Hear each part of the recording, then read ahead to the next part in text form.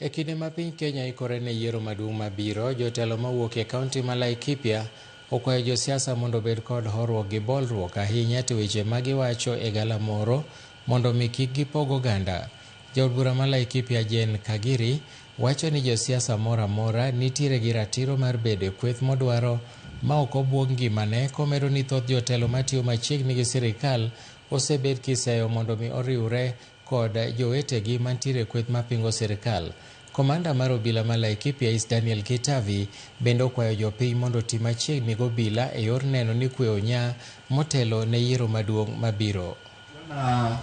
Yule mzee ambaye ako pale senior sergeant ambaye tunamuita Mkorino, mkimwona mje muone OCPD. Kama kuna maneno ambayo inamzidi, basi mimi nawapatia nafasi ufike pale na nyuki upate kwa ofisi yangu na unielezee. Tafadhali tusaidiane kuona kwamba Mwireri iko salama. Wakati wa siasa haujafika.